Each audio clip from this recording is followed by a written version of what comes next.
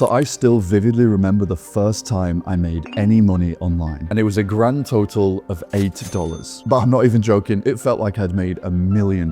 Like I was over the moon. And after that, it was only a couple of months later that I'd made my first $1,000 from creating content. So in this video, I'm gonna give you what is easily the fastest, most beginner-friendly way to make your first $1,000 as a content creator. And it's the exact strategy that I used to not only make my first $1,000, but also to scale all the way up to 5 figures a month as well. But just before we dive into that strategy, I need to call you out on something, because I can almost guarantee you have at least one of these limiting beliefs when it comes to your journey as a content creator. So you might be thinking, I'm not interesting enough to make YouTube videos, or I'm not confident and I feel awkward on camera. And listen, I get why you feel that way. These thoughts, they feel true, especially if you're starting from zero. But the thing is that every single creator you know started off incredibly awkward on camera. Like it's such an unnatural thing to do, just to sit in a room on your own and speak to a camera. But at the end of the day, the confidence that you're looking for has to be earned. Not by thinking about it, not by waiting until you're ready, but by sitting down, pressing record, messing it up a little bit, uploading it anyway, and just repeating that process over and over. So if you can relate to that feeling, take this video as your sign to just get started and let the confidence catch up with you. Okay, so when it comes to making your first $1,000 online, you might also be thinking that you need a huge audience to start making any money, that you need millions of subscribers and millions of views. Well, that is so not true if you pick the right niche. Now, I want to keep it as real and honest as possible in these videos, so this is something that most other creators are not going to tell you. But if you are in a low quality niche, you are going to have to work 10 times harder and get 10 times the amount of views to make the same kind of money as someone who is in a highly profitable niche. And I've actually experienced this myself. It is just the truth. So let me give you an example. If you are in, let's say, the entertainment niche, you make, I don't know, comedy videos or videos for children or something like that, your AdSense, so the amount of money you make per 1,000 views on your videos, is going to be really, really low. And on top of that, what do you even sell to that audience? However, if you are in a highly profitable niche, not only will your CPM be higher, so the amount of money you make per 1,000 views, but you can also start to set up other income streams so much easier. And trust me, in these kind of niches, you can have a very small audience and make a lot of money. Okay, so now that we've addressed these limiting beliefs, I want to dive into the more practical stuff. So let's take a look at the specific step-by-step framework to make your first $1,000 online. So generally speaking, there are 4 main ways to make money as a content creator, and I call these the big 4. And the first one is definitely the most well-known, and that is ad revenue. Now, I'm not going to waste too much of your time with this one. I'm sure you already understand, the YouTube partnership program and things like that. And there are actually other ways to make money directly from ads on a platform. For example, Twitter now pays you directly. TikTok also has a partnership program, but these other methods are extremely difficult to make any sort of real money. So this one primarily only really applies to YouTube. And when it comes to the amount that you make from the ads on your videos, the amount that you're going to make depends heavily, again, on the niche that you're in and also the length of your videos as well. And to give you a very quick example of just how much the AdSense can vary between niches, if you are in a highly profitable niche such as finance, business, career skills and things like that, and then you also make relatively long videos, you could make between $15 to $25 per 1,000 views on YouTube. Whereas let's say you're in the entertainment niche and you make relatively short videos, you might only be looking at $1 to $2 per 1,000 views. And again, I actually learned this the hard way. So I actually created a YouTube channel about 1.5 years ago, and it actually did really well. So that I think the second video I posted got like 400,000 views or something like that. So it did really well right out of the gate. But when I got accepted into the partnership program, I was making like $1.50 for every 1,000 views, which isn't even, remotely sustainable if you want to make any sort of real money. And the interesting part is that for most creators on YouTube, the money that they make from the partnership program is usually their lowest stream of income, because you can actually make way more money using the other methods that we're about to discuss. Okay, so the second second way to make money as a content creator in the Big Four is actually sponsorships. So there is a big misconception when it comes to sponsorships. I think that most people think that you only start getting sponsored and you only start getting brand deals when you have a massive audience. But I know plenty of, let's call them micro creators, who are around the 5 to 10,000 subscriber or follower mark, who are making pretty good money from sponsorships. And when you start building up a decent sized audience, sponsorships can become extremely lucrative. And I'll give you an example from my own journey. So when my content started really blowing up, I started getting companies like Adobe reaching out. So if you don't know who Adobe are, they're the company that make Photoshop and Premiere Pro, After Effects. And unfortunately, I'm not allowed to tell you how much they pay for those sponsorships, but I can tell you it's very tasty. Like, it's a lot of money. But having said that, it's usually very inconsistent. Like, these big companies usually aren't going to want to pay you every single week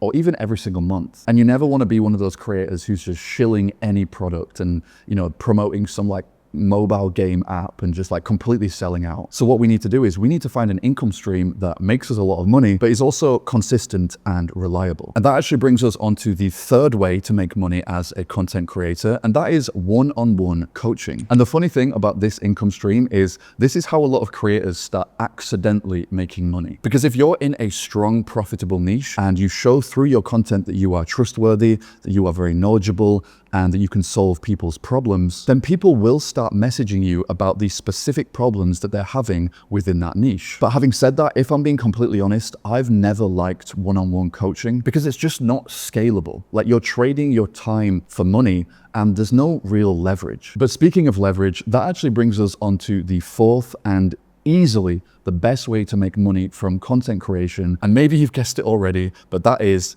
digital products. So selling digital products is not only how I made my first $1,000 online, but it's also how I scaled my business and my brand to 5 figures a month in profit. So why is a digital product the best way to make money as a content creator? Well, first of all, the profit margin is essentially 100%. And you're also not trading your time for money because you build the product once and then you can sell it for months or even years into the future. But when it comes to creating a digital product, what do we actually sell to our audience? Well, before I answer that question, there is one concept that you need to understand first. And it's something that I call the stepping stone principle. And trust me, once this clicks, once you understand this, making money as a content creator becomes effortless. So what exactly is the stepping stone principle? Well, it's the idea that your digital product should be the next logical step or the next natural stepping stone for someone who's been watching your content. So let me give you an example. Let's say your content helps students focus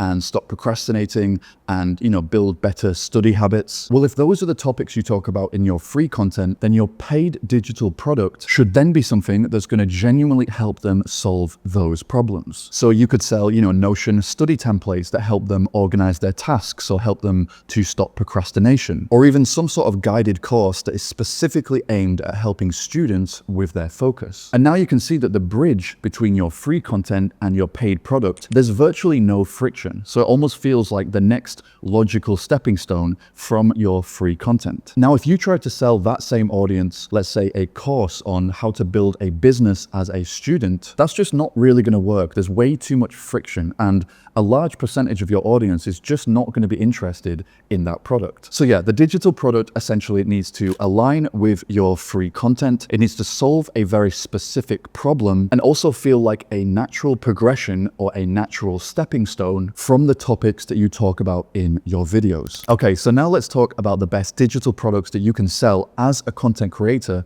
to get to your first $1,000. So if you're just starting out creating content, one of the best strategies you can use is to start by selling low ticket digital products. Let's say in the range of $50 to $150. Now, if you are a complete beginner and you've heard the advice online that you need to be selling, high ticket products, you need to be looking more at one-on-one coaching. Because right now you don't really have the social proof to justify charging someone $2,000 or $3,000 for something like an online course. And it's going to be way easier to start selling low ticket ticket digital products first, and then later on in your journey, you can move up to start selling high ticket products as well. Now, the actual type of digital products that you want to sell is going to be highly dependent on your niche, but I will give you a few examples. So firstly, you can sell ebooks. So I actually had some really good results with this, selling an ebook on how to get more clients as a graphic designer. And the reason why I'm recommending this first, if you're a beginner, is because they are so easy to make. Like, you can literally make a professional looking ebook in Canva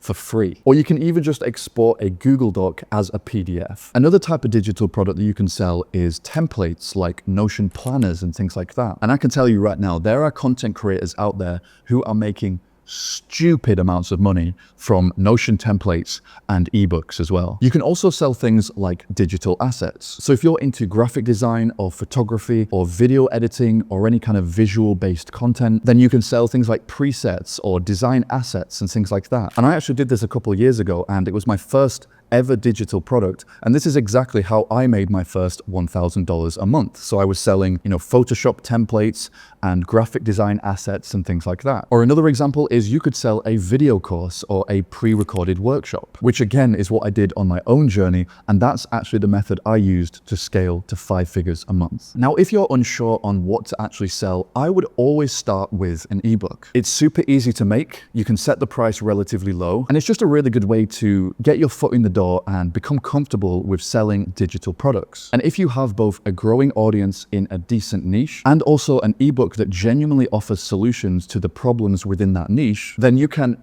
easily make $1,000 just from that product alone. And the final thing I want to dive into is, how do we actually sell these products? Like, what platforms do we use to take payments and upload our digital products? Well, the main website that you've probably heard of before when it comes to selling products online is Shopify. But I want to give you a warning here. Please do not try and use Shopify to sell digital products. Shopify is actually designed for selling physical products. And I've actually tried to sell digital products on Shopify, and it is an absolute nightmare. Like, you have to go and download all these additional apps in order to even sell digital products in the first place. And then they always break, and then customers don't get the product that they paid for. Honestly, it's a mess. Like, please do not try to use Shopify for digital products. Instead, if you are a complete beginner, I'm going to recommend that you use a platform called Gumroad. And the reason I would recommend Gumroad is, well, firstly, it's completely free. So there's no monthly subscription to host your online store. It's also super intuitive and beginner friendly, and it's so easy to add